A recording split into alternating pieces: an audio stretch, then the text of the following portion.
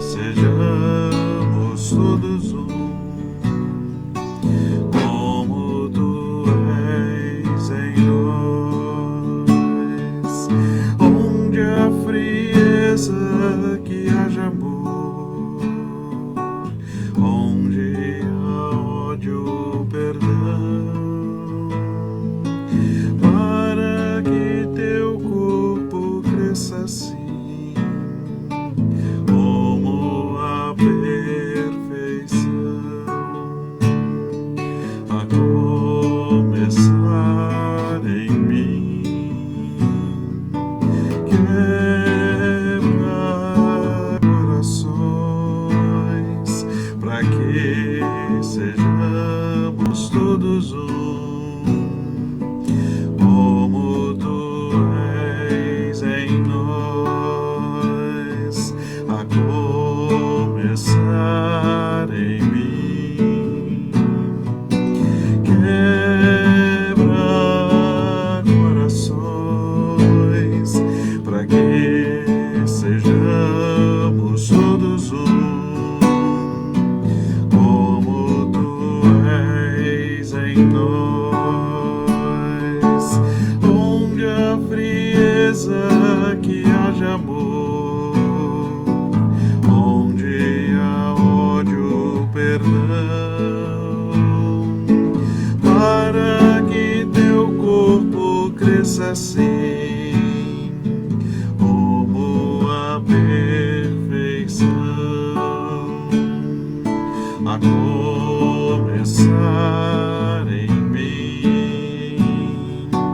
Quebra corações, para que sejamos todos um, como tu és em nós, a começar em mim. Quebra corações, para que sejamos todos um, como tu és em nós, como tu és em nós.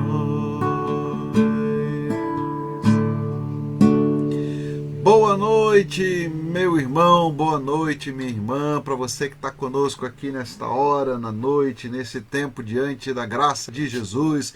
Nós estamos reunidos no nome do Senhor. E aqui a gente tem a história de um homem que tinha intimidade com Deus. O nome dele é Noah. Eu estou usando uma versão hebraica do nome para você começar a gravar o nome, né? Já falei ontem a respeito disso, mas vou falar de novo hoje. Noah tem um significado, assim como os nomes dos nossos dias têm significado. Então eu me chamo André. André vem do grego, quer dizer homem, andros. Nós também temos o nome de Noah, Noé, que tem um significado, que significa alívio, conforto. Porque quando Lameque gerou Noé, Lameque estava vivendo um tempo muito difícil. Aliás, o nome de Lameque significa lamento. Lameque significa exatamente isso. Nós temos uma palavra em português, lamentação, que é uma palavra que traduz aquilo que vem do hebraico, lamentações de Jeremias. E aqui Lameque tem a ver com lamentações, com lamento. E por que está lamentando Lameque? Porque a humanidade se tornou carnal, se tornou má, perversa, desesperadamente corrupta em seus caminhos e em seus corações. Diante da maldade e da corrupção do gênero humano, Lameque sofre. E Deus lhe dá um filho chamado Noé. E Noé, recebe esse nome porque o próprio Lameque ali tem uma intimidade com Deus, e ele coloca assim: ele nos consolará dos nossos trabalhos e das fadigas de nossas mãos nesta terra que o Senhor amaldiçoou. A terra é maldita, a terra é maldita. por causa de Caim, por causa do sangue derramado, por causa de Adão, por causa do pecado. Mas no meio da terra maldita está uma pessoa bendita, que recebeu a bênção do Senhor e recebeu ali o conforto, o consolo do Senhor. Então, guardou essa palavra? Quero que você guarde essa palavra no coração. E aí, o texto vai dizer assim: como foram se multiplicando os homens na terra, lhes nasceram filhas. E vendo os filhos de Deus que as filhas dos homens eram formosas, tomaram para si mulheres, as que entre todas mais lhes agradaram. Então disse o Senhor: o meu espírito não agirá para sempre no homem, pois este é carnal, e os seus dias serão 120 anos. Ora, naquele tempo havia gigantes na terra, e também depois, quando os filhos de Deus possuíram as filhas dos homens, os quais lhe deram filhos, e esses foram valentes, varões de renome na antiguidade. Viu o Senhor que a maldade do homem se havia multiplicado na terra e que era continuamente mau todo desígnio do seu coração. Então se arrependeu o Senhor de ter feito o homem na terra, e isto lhe pesou o coração. Disse o Senhor: farei desaparecer da face da terra o homem que criei, o homem e o animal, e os répteis e as aves dos céus, porque me arrependo de os haver feito. Porém Noé achou graça diante do Senhor. Eis a história de Noé. Noé era um homem justo e íntegro entre os seus contemporâneos. Noé andava com Deus. Gerou 3 filhos, Sem, Cã e Jafé.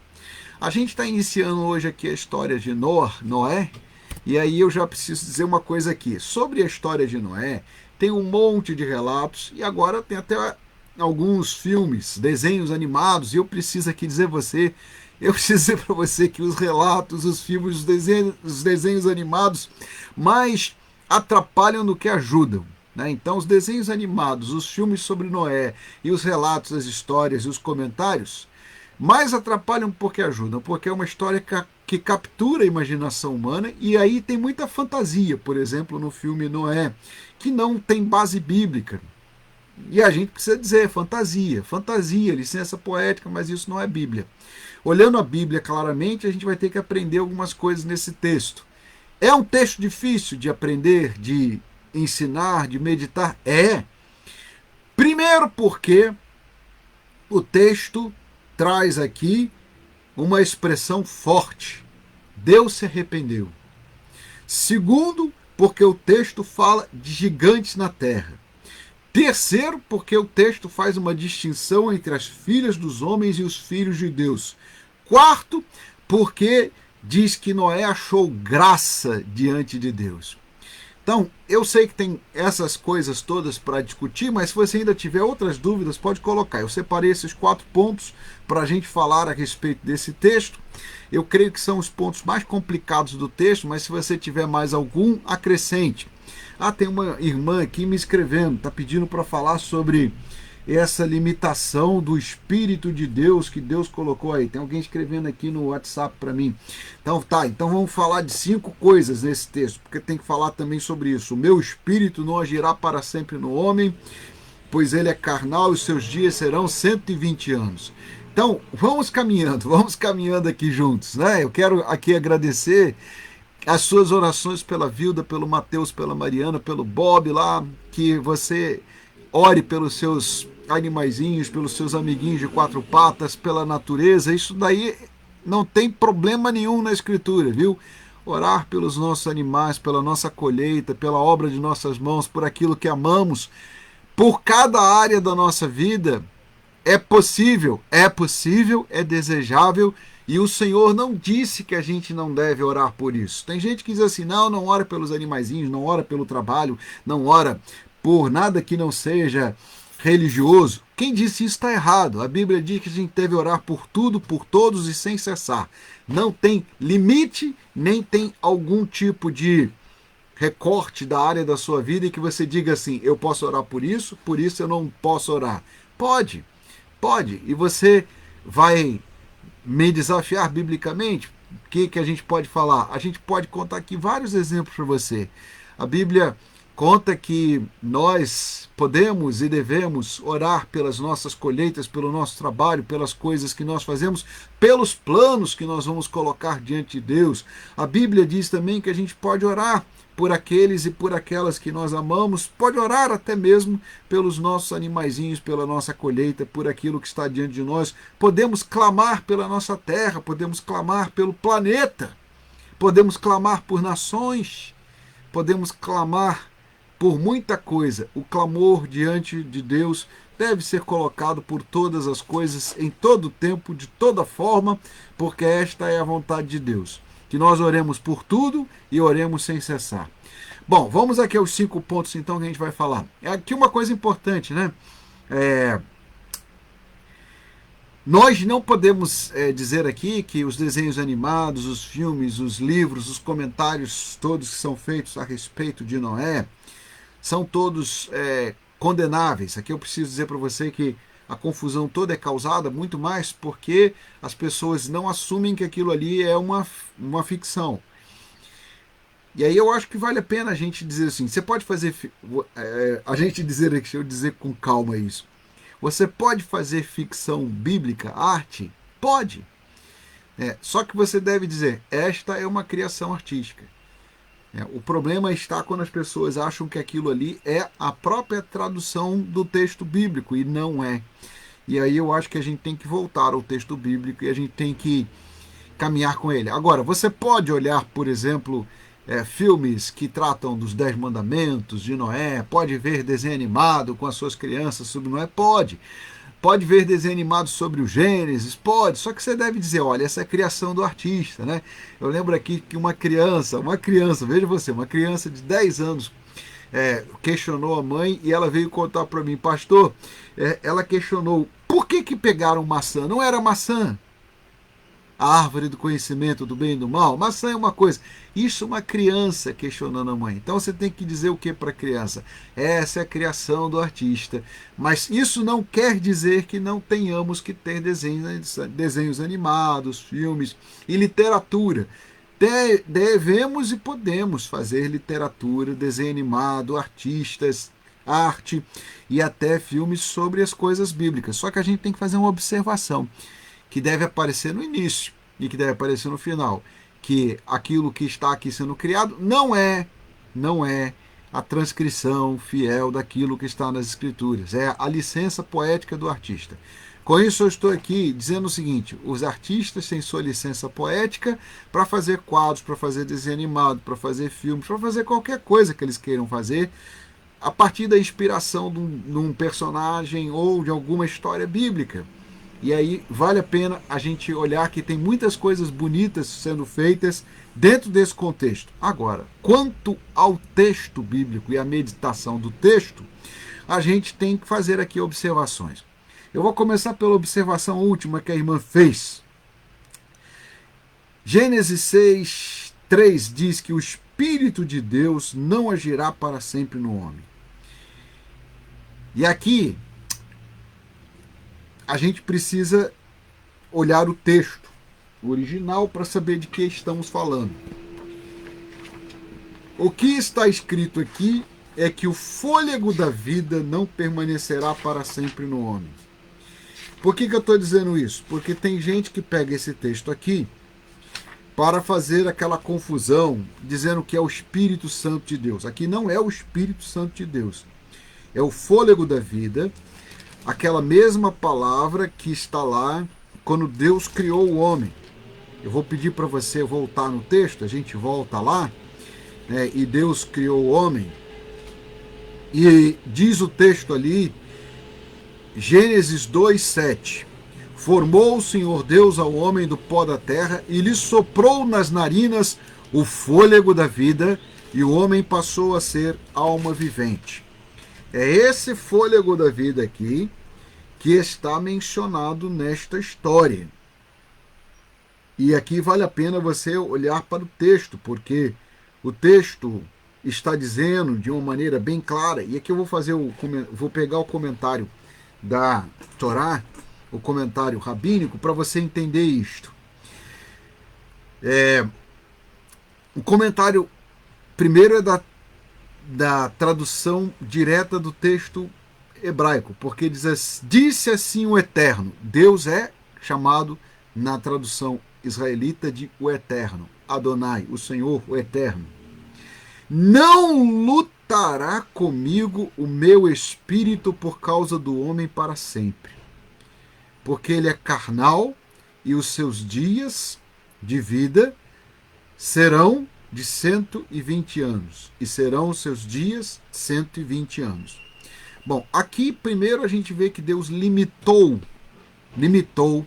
o tempo de vida do homem por causa da maldade, porque o homem é carnal e não é espiritual. E a tradução hebraica é curiosa, porque em português está dizendo: o meu espírito não agirá para sempre no homem. No hebraico está escrito: não, o meu espírito não lutará para sempre no homem. E uma tradução literal dizia: o meu espírito não lutará comigo pelo homem.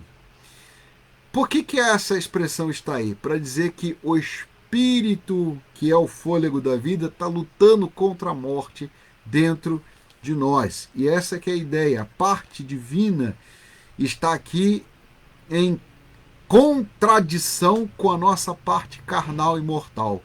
É por isso que nós temos um outro texto bíblico que diz isso de uma maneira mais clara, dizendo o seguinte: o espírito volta a Deus que o deu, e a carne volta ao pó. Esta é uma profecia bíblica que está aqui nesse texto. E aí a gente vai ter que entender o que o texto está dizendo. O texto está dizendo que a morte é a separação entre a parte eterna e a parte carnal do homem. E esta separação significa que o homem não estará mais em sua luta interna entre a parte que vem de Deus e a parte decaída.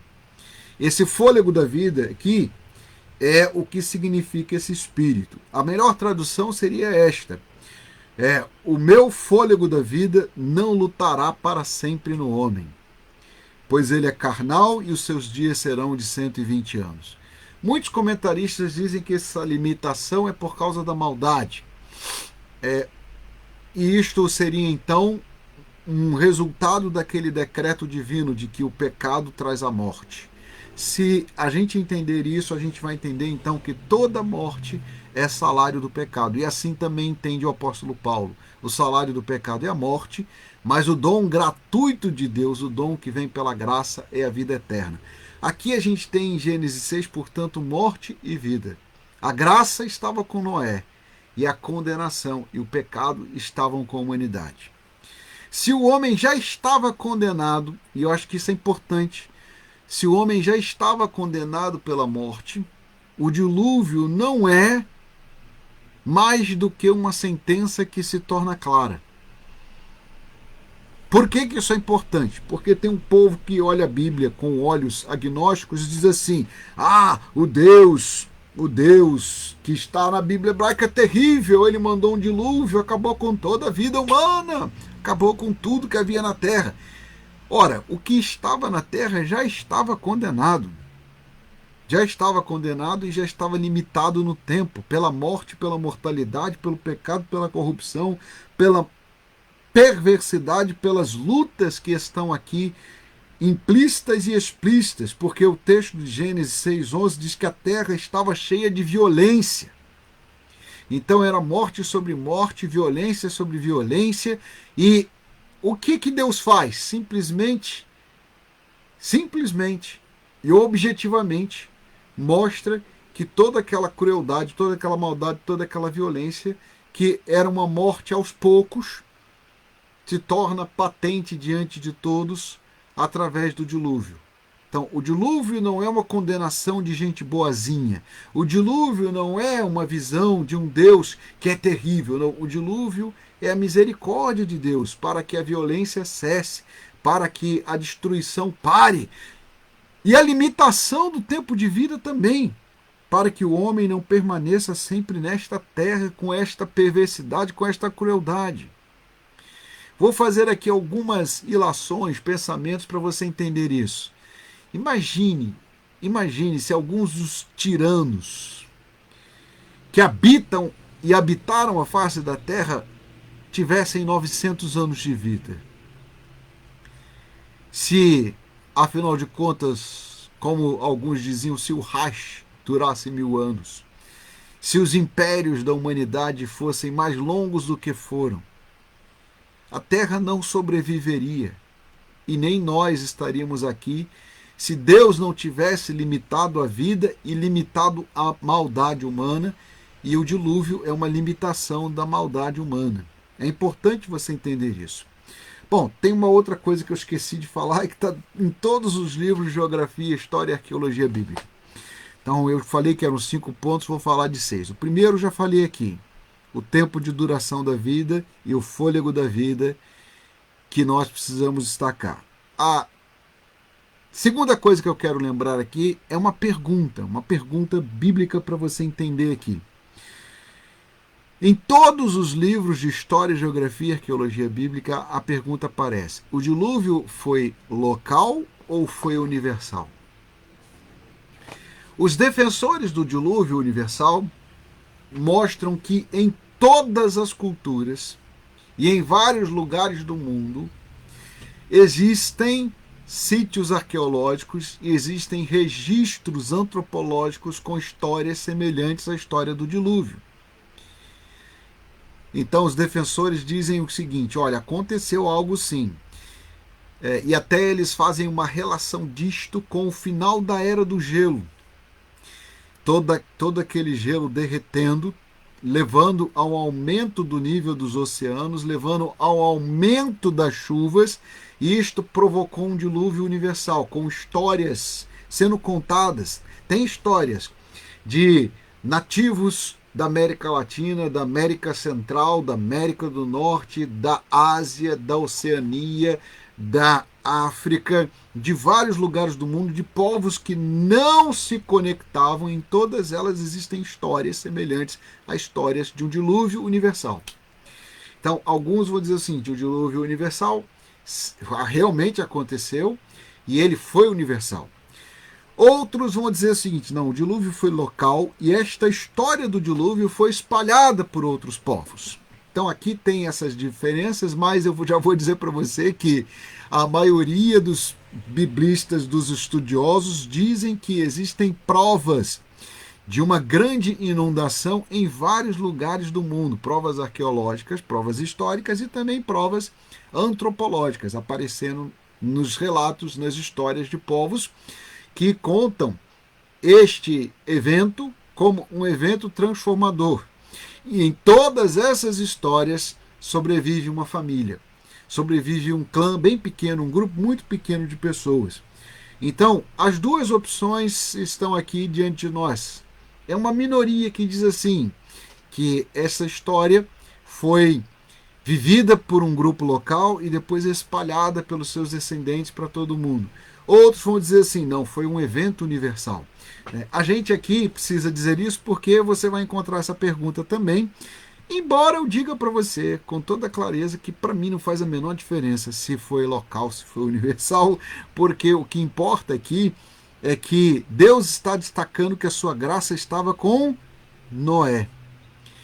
Se Noé e seus descendentes espalharam essa história depois, ou se isto aconteceu com Noé e afetou todo mundo, no fim das contas dá na mesma, porque do ponto de vista de Noé, ele está diante de um evento que é um cataclisma que tem proporções universais. Então, se foi a família de Noé que contou essa história, ou se nós tivemos essa história acontecendo na humanidade, nós não temos como encontrar. Não temos como encontrar aqui diferenças sutis no texto. A única diferença é, e eu acho que isso aqui é importante, a diferença sobre o juízo universal de Deus. E isso dá uma diferença pela magnitude do evento e dá uma diferença também sobre aquilo que a Bíblia diz quando diz que Deus julga a terra, julga as nações, julga os povos. E uma das expressões do juízo de Deus é entregar os homens às suas consequências. Isso quer dizer o quê? Quer dizer que a gente precisa refletir bastante como humanidade. Porque se o os cientistas cristãos estão certos, o aumento do nível do mar e o degelo do gelo que estava congelado provocou consequências climáticas extremas em todo o mundo.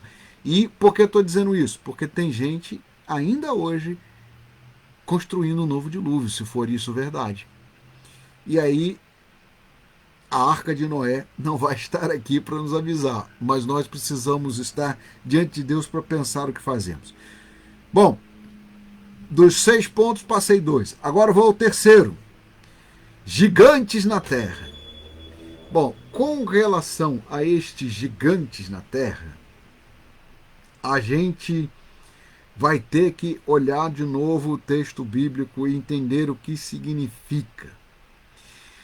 O texto bíblico no hebraico é traduzido também na tradição israelita como gigantes.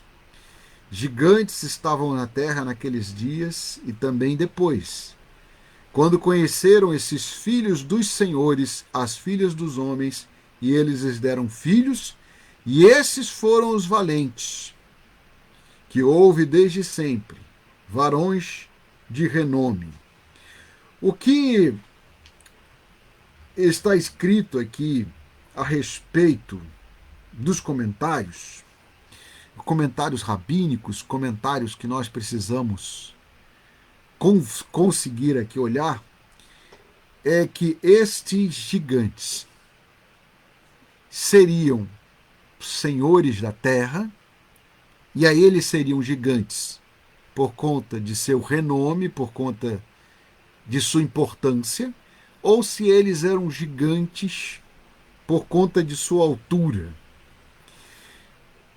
Aqui existem duas posições. Uma posição interpreta assim: os filhos dos homens e os gigantes são os filhos dos senhores deste mundo.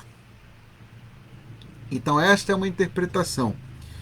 Gigantes seriam os descendentes de Caim, os senhores deste mundo, e os filhos dos senhores deste mundo tomaram mulheres que eram filhas de Deus, filhas da linhagem dos justos.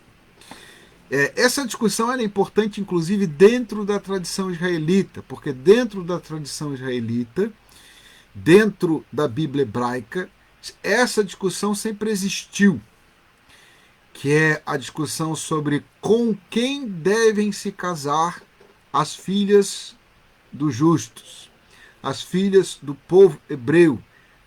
Os israelitas devem se misturar ou não com outros povos. Essa é uma discussão que está em toda a Bíblia hebraica. E ela começa, segundo a tradição israelita, aqui.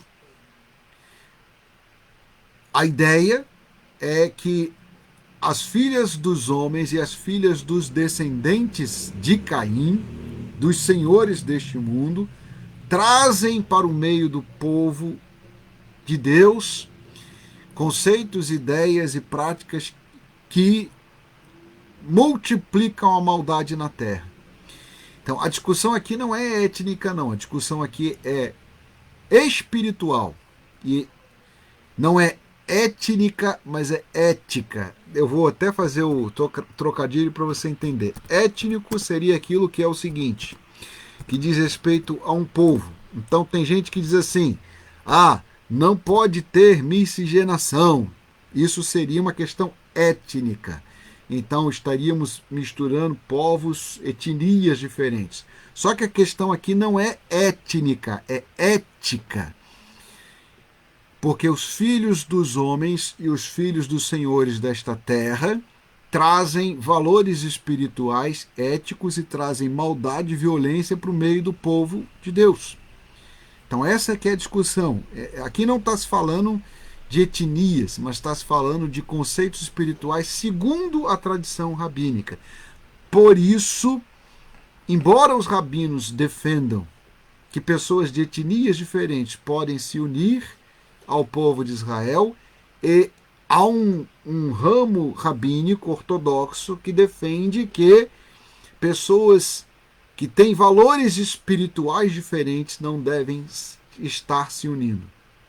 O que ele está dizendo aqui? Está dizendo o seguinte: tem lá um etíope, ele se tornou israelita, ele se tornou descendente dos filhos de Deus espiritualmente. Ele adotou a Torá, ele ganhou o nome de Felash, por exemplo.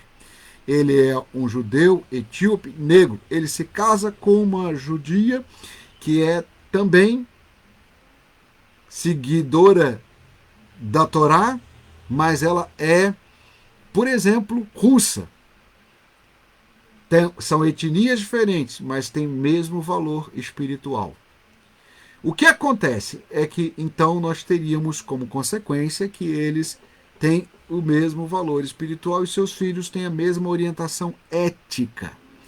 Bom, agora eu vou convidar você para olhar o outro argumento, que é o argumento mais complicado, que diz que esses filhos de Deus e filhos dos homens seriam anjos decaídos que tiveram com as mulheres filhos e nasceram raças de gigantes, nefilins. Essa ideia que aparece de maneira residual, ela aparece como comentário nesse texto também, e aqui o comentário rabínico diz o quê? O comentário rabínico diz que a ideia de que anjos tiveram filhos com as mulheres não se sustenta no texto. Os gigantes aqui são descendentes dos senhores deste mundo. Esse é o comentário rabínico para a gente entender. Por que esse comentário é complexo? E aí eu vou ajudar você para começar a entender. Que aqueles que defendem que os anjos tiveram filhos com as mulheres têm um problema bíblico, um problema histórico. Esse evento nunca mais aconteceu. A Bíblia não registra esse tipo de coisa. E o que a Bíblia diz a respeito dos anjos? A Bíblia diz que os anjos são seres espirituais. É isto que a Bíblia diz. Nós estamos falando, portanto, de seres espirituais que têm uma matéria espiritual e, de outro lado, nós estamos falando da humanidade e de seres carnais. Ora, se o Espírito de Deus não pode permanecer na carne, também não poderia permanecer unida uma realidade mista entre anjos e mulheres. Então, a tese de que os anjos caídos tiveram filhos com as mulheres, ela não se sustenta na Bíblia. E a Bíblia nunca mais fala disto.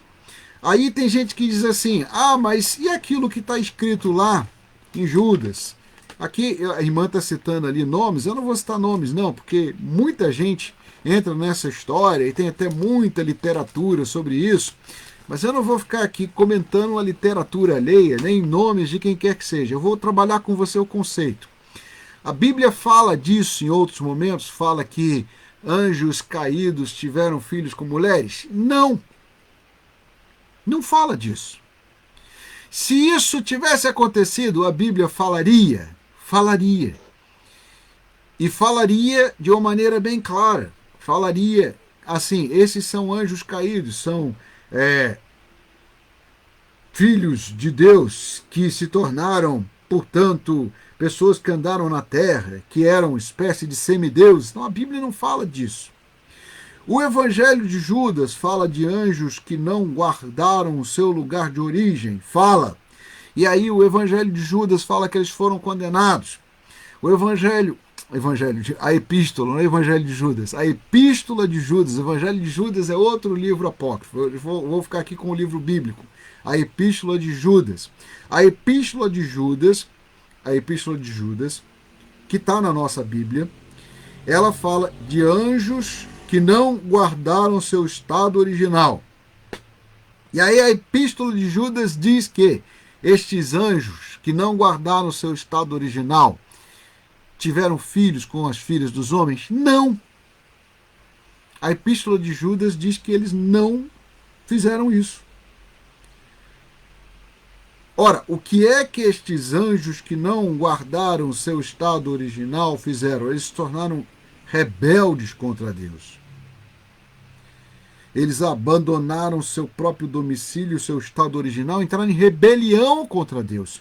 Por isso foram guardados em trevas eternas. Em nenhum lugar aqui, nem na epístola de Judas, nem nas epístolas de Paulo, nem nas epístolas gerais, nem nos evangelhos, nem na Bíblia hebraica, nem na Torá, nem nos salmos, nem nos profetas, em nenhum texto bíblico a Bíblia fala que anjos caídos tiveram filhos com as mulheres. Por quê? Primeiro, porque estas duas naturezas seriam incompatíveis. Preste bem atenção, o próprio Espírito de Deus, o próprio fôlego da vida de Deus, que é maior porque vem de Deus, não é compatível com a carne, com a nossa natureza carnal. Por isso o homem é mortal. Como que realidades espirituais menores que Deus seriam compatíveis com a carne humana? Isso não funciona, isso não existe.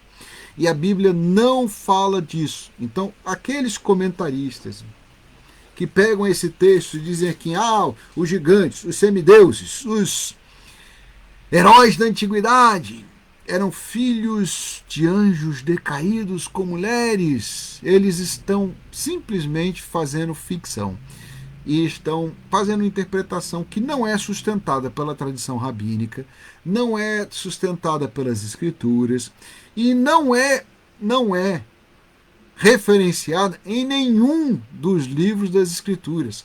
Aqui eu faço um outro anexo. Além dos livros que estão no cânone das escrituras, em todos os outros cânones também isso não aparece.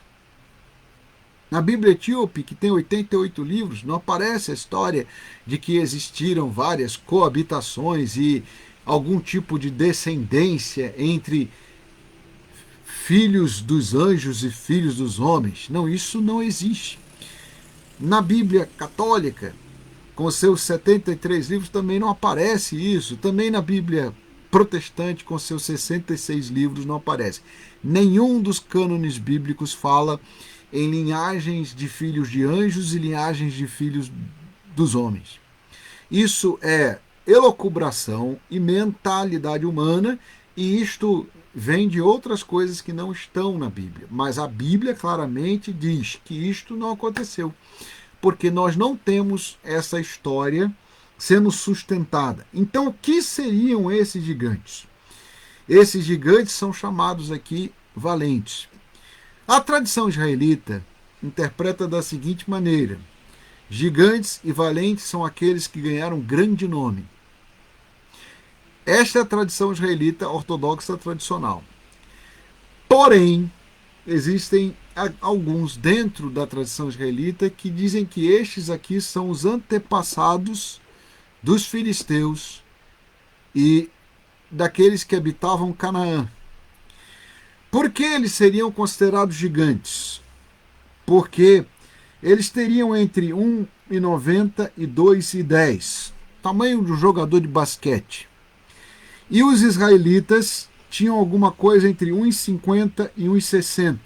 Coloca uma pessoa de 1,50 do lado de uma pessoa de 2,10 metros e você vai ter a ideia do que significa ser um gigante ou não. Essa é, portanto, a interpretação histórica de alguns dos comentaristas dentro da tradição israelita, dentro da história e geografia bíblica a respeito desses gigantes.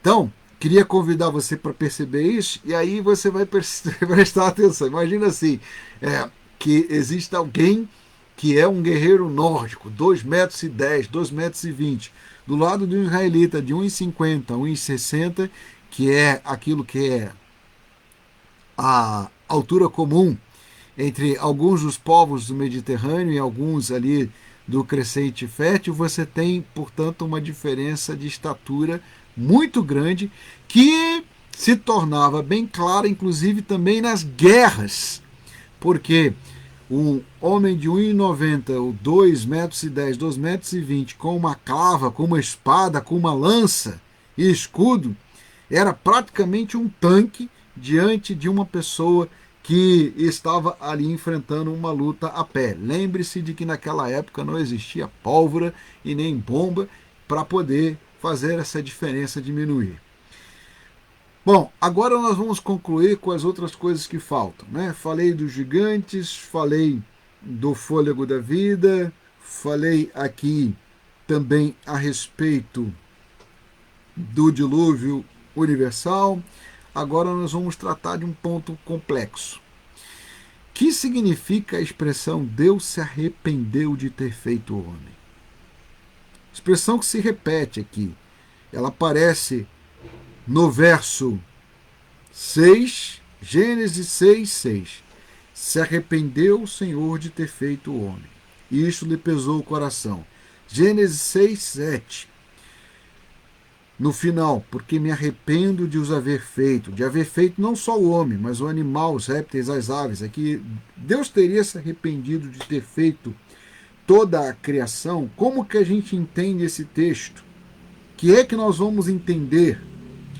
João Calvino faz um comentário aqui interessante a respeito de Gênesis. Ele chama isso de antropomorfismo, que é a tentativa do escritor bíblico de explicar para os homens aquilo que está em Deus. Ele usa outras expressões para você entender. Ele diz assim: Deus não tem mão, Deus é espírito, mas o texto fala a mão de Deus.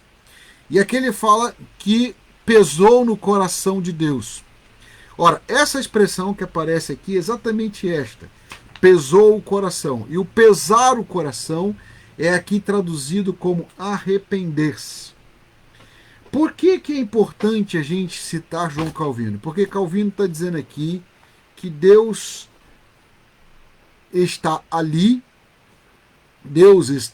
sentindo algo que o escritor bíblico quer explicar para nós. O que diz Calvino? Que o antropomorfismo é uma forma de explicar uma coisa que está além do nosso conhecimento. É mais ou menos como um adulto falando com a criança. Então, se a criança pergunta por que eu não posso colocar o dedo na tomada, você vai explicar para a criança usando a mentalidade e a linguagem da criança. Então, a ideia de que a Bíblia se adapta à nossa mentalidade, à nossa linguagem, faz com que a gente fale no coração de Deus, na mão de Deus, ou no peso no coração de Deus. Deus não tem um sistema circulatório. Portanto, Deus não tem coração como nós temos. Ele é espírito. Deus é eterno.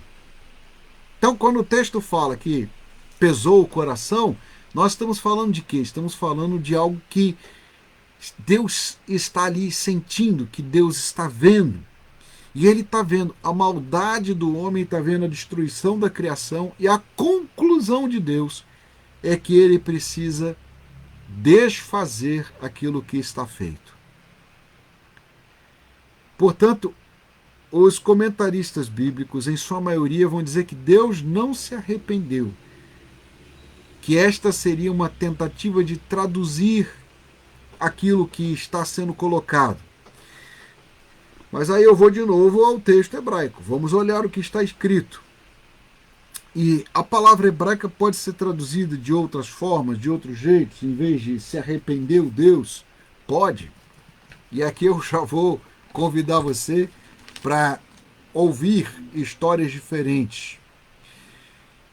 E nós vamos ter que começar a entender essa história para começar a entender o que significa isto. O arrepender-se significa pesar no coração, entristecer. Então a gente pode dizer assim: Deus se entristeceu, cortou-lhe o coração. Porque nós aqui começamos a entender as dificuldades desse texto. Agora, só uma coisa importante. A palavra Nefilim significa, e ela aparece em hebraico, significa literalmente os caídos. Então, se a gente está falando da descendência de Caim, nós estamos falando dos caídos tendo filhos com aqueles que estão buscando a Deus. A gente vai voltar a falar disso em outro momento, porque a gente vai ter que falar aqui sobre a família de Noé e sobre aquilo que ele passou a pregar. Mas eu preciso que você olhe para a realidade. Deus está olhando a humanidade e a humanidade é composta de nefilins, caídos. No meio desses caídos tem alguns justos, aqueles que invocam o Senhor e aqueles que clamam. Eles sofrem como Lameque e nós temos aí então algo que Deus está aqui decretando em seu coração. E Deus está decretando em seu coração que o pecado do homem é a tristeza diante de Deus. Que a violência e a maldade ferem o coração de Deus e pesam diante dele. E por isso Deus decidiu dar um basta. Há traduções possíveis para esse texto que não sejam arrependeu-se o Eterno de ter feito o homem na terra? Tem. Traduções possíveis são as seguintes: entristeceu-se Deus. Mas aí, de qualquer forma, também a gente teria problemas, porque Calvino está dizendo, Deus não tem emoções como nós temos, ou tem? Aqui tem uma questão para a gente levantar que a gente vai precisar conversar um pouquinho mais. De cara, eu já posso dizer para você que a Bíblia diz que Deus não se arrepende, não volta atrás, que Deus não retrocede. Então haveria uma contradição de texto, entre os textos bíblicos que diz que Deus não retrocede, que Deus não se arrepende, que Deus não é falho como os homens, e temos outros textos como esse aqui que fala do passível arrependimento de Deus. Eu entendo que este arrependimento de Deus que aparece nesse texto é um problema de tradução, porque a melhor tradução seria entristeceu-se o Senhor. Talvez alguns até poderiam dizer chorou o Senhor diante da maldade, e isso lhe pesou o coração e ele decidiu dar um basta. Então a gente poderia fazer traduções melhores a respeito desse texto. Vou responder aqui o nosso irmão Werner, que está falando da diferença física entre povos da mesma origem. Werner, a gente vai ter que falar isso quando falar da descendência de Noé, tá? Porque dali, da descendência de Noé, aparecem povos diferentes. E aí a gente vai ter que explicar aquilo que os antropólogos, arqueólogos e historiadores da Bíblia falam a respeito disto. Porque povos que têm origens diversas poderiam ter experiências fenotípicas e poderiam ter aparência diversa, porque têm origens diversas. Mas se nós temos a mesma origem, como é que as pessoas ficaram tão diferentes? Então, a gente vai ter que falar disso quando chegar na descendência de Noé.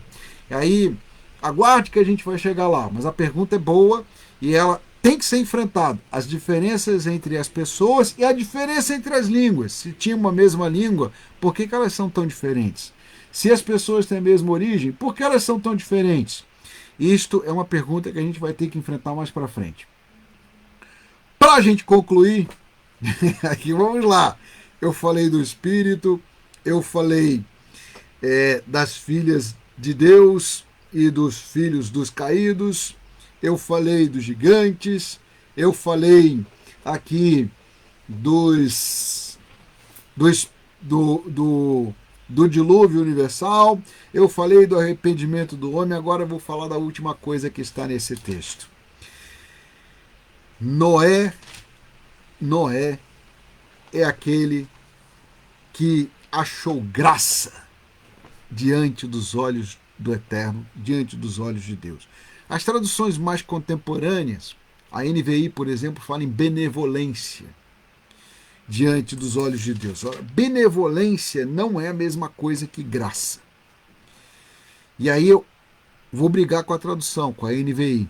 Dizer que Deus mostrou benevolência não é a mesma coisa que dizer que Deus mostrou graça. Porque graça é um conceito bíblico que traduz melhor o que Deus fez com Noé. Graça é um favor imerecido.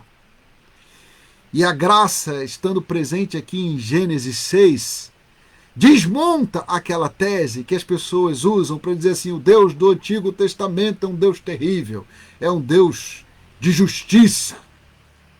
O Deus do Antigo Testamento é o mesmo Deus e Pai de Jesus Cristo. O Deus do Antigo Testamento é o mesmo Deus do Novo Testamento. E tanto no Novo Testamento como no Antigo Testamento tem justiça. Deu uma travadinha aqui, então vou repetir. O Deus do Antigo Testamento é o mesmo Deus do Novo Testamento. Nos dois testamentos, na Bíblia hebraica e no Novo Testamento cristão, Deus é justiça e graça. A justiça de Deus estava na cruz e a graça de Deus também estava na cruz. A justiça de Deus está no dilúvio, mas a graça de Deus também está no dilúvio. E nós precisamos aqui entender que aquelas pessoas que dizem que há dois deuses na Bíblia, um no Novo Testamento e outro no Antigo Testamento, estão errados. É o mesmo Deus, ontem, hoje e sempre. Deus aplica justiça diante do mal, diante do perverso, diante daquele que não se arrepende. Mas Deus também aplica a sua graça. E a graça de Deus estava no dilúvio, estava com Noé e sua casa. Eu não sei se você consegue entender o que eu estou dizendo, então eu vou fazer aqui uma observação para entender. Deus olhou a humanidade e viu que a humanidade era totalmente perversa, totalmente ruim, que a terra estava cheia de maldade, de violência, sangue derramado, os animais todos se destruindo. Ele diz assim: eu vou acabar com essa violência, eu vou acabar com tudo, eu vou mandar um dilúvio e destruir todas as coisas. Todas. Não, não todas. Pela justiça de Deus, nada deveria ficar de pé.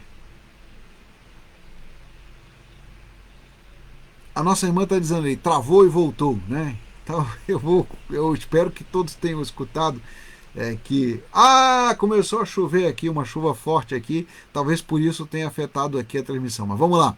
Tem chuvas com raios e trovões aqui, mas eu vou convidar você para me acompanhar então. Se travou e voltou, pela justiça de Deus e pela graça de Deus, a gente repete. O Deus do Antigo Testamento e o Deus do Novo Testamento não são dois deuses diferentes, é o mesmo Deus. A justiça e graça na Bíblia hebraica e no Novo Testamento grego cristão. A justiça de Deus estava na cruz e a graça estava na cruz. A justiça de Deus estava no dilúvio e a graça estava no dilúvio. Amanhã a gente vai continuar falando sobre a graça de Deus. Mas aqui eu quero convidar você para que entenda que a graça de Deus significa favor imerecido, manifestação da bondade de Deus, da presença de Deus. E Deus estava presente no meio do dilúvio, separando para si aqueles que andam com Ele. Pela graça somos salvos. Isso não vem de nós, é dom de Deus. Pela graça, Ele vai cuidar dos seus filhos e filhas, mesmo no meio de uma geração perversa. Pela graça, Ele sustenta a nossa vida e pela graça, Ele sustentou Noé. A gente vai ouvir amanhã Jesus Cristo fazendo um comentário sobre a vinda dele, e ele diz que será como nos dias de Noé. Como eram os dias de Noé? E aí eu vou convidar você para perceber isso, como é que eram os dias de Noé. A gente vai falar um pouquinho aqui de história, geografia, arqueologia bíblica, e você vai perceber que diante de tanta maldade, a única resposta possível era a justiça de Deus. Mas no meio da justiça tinha e ainda tem graça. Por isso, ande com Deus, para que você e sua casa estejam debaixo da graça do Senhor, num mundo que desafia a justiça de Deus. Vamos orar juntos? Queria convidar você para que a gente agora esteja em oração. Vamos concluir aqui a nossa reflexão de hoje. Os meus irmãos que estão acompanhando aqui, o tempo e o áudio estão dizendo, olha, para eles que estão acompanhando e gravando, não travou, viu? Se travou para você, aí tem algum mistério. Para eles que estão aqui acompanhando e gravando, não travou. Estou dizendo assim, pela graça é que não travou. Então não travou o vídeo que está sendo gravado, para a gente depois colocar em outro tempo, em outro momento, em outra rede. Já vou adiantando para você que a gente vai precisar da sua ajuda e das suas orações. As redes sociais mudaram as suas políticas de publicação e de transmissão. Então, será necessário para fazer transmissões no Instagram e também nas redes que os irmãos estão estudando que haja um número mínimo de 1.000 inscritos. Então, quando a gente lançar a campanha dos vídeos, nós vamos convidar você para ajudar nisso também. E aí eu vou convidar você para que esteja diante do Senhor nesta hora. Bom, nós vamos nos colocar em oração. Eu vou pedir a você que seja como Noé, que você ande com Deus no meio de um mundo que anda em pecado. Siga Jesus no meio de um mundo que segue outras ilusões e esteja diante do Senhor em oração. Vamos orar? Santo, eterno e bendito, nós queremos te pedir, Senhor, que assim como falaste com Noé e assim como derramaste sobre ele graça, que o Senhor também fale aos nossos corações e que nós também possamos achar graça diante de Deus, no meio de um mundo de tanta desgraça. Nós clamamos, ó Deus, para que o Senhor nos sustente, para que o Senhor nos guarde, nos dirige, e não apenas nós, também guarde a nossa casa.